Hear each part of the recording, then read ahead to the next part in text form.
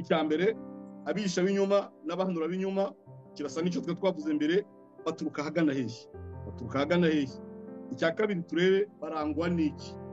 Icya gatatu turebe ni iki kiranga noneho abagaragara nk'umuhigo woroshye wabo banyabinyoma. Icyambere baturuka he, icya kabiri barangwa n'iki, icya gatatu umuhigo wabo, abo bafata, abo babasha kubeshyana abantu bateye bati. Icya kane turareba iherezo ry'abigisha n'abahanuzi b'ibinyoma.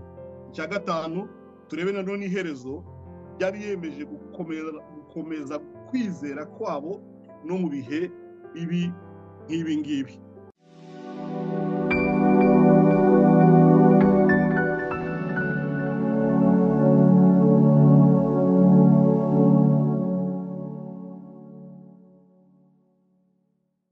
Ibihe bikomeye aho umwigisha atari wo mu rusengero gusa, ahubwo kuri internet hose, kuri YouTube hose n'ahandi hose huzuye abigisha. Ni ngombwa ko twiga kwirinda ngo tutagwa mu mutego wabo banyabinyoma.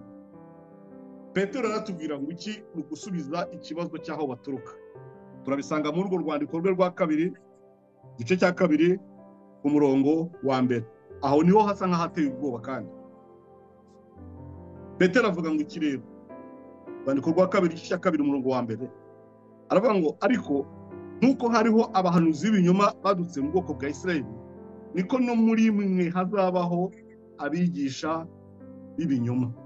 Aha rero hasa nk'ahateye ubwoba, ariko Imana niyo mutabazi n'umurengezi wacu. Nkuko hariho abahanuzi b'ibinyoma badutse mu bwoko bw'Abisirayeli, niko no muri mwe hazabaho abigisha b'ibinyoma. Muri mwebwe. Icyo Petero avuga hano cya mbere ashaka ko twumva tugasobanukirwa nuko mu Bisirayeli habagaho abahanuzi b'ibinyoma. Twese turabizi.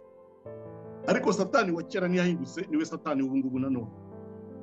Hariho n'abahanuzi b'ukuri ariko n'ab'ibinyoma bose bakabaho. Hariho abavuga iby'Imana yabatumye, hakabaho n'abahanura ibitekerezo byabo bashutswe n'irari ryabo. Abahanuzi b'ibinyoma bahanuraga Isirayeli akenshi ntabwo bavaga hanze mu banyamahanga. Babaga baturutse muri Isirayeli mu bwoko bwabo bwite. Natwe rero Petero aratubwira ngo abandi nibajya kuza ntibazava hanze, bazaturuka hagati muri twebwe.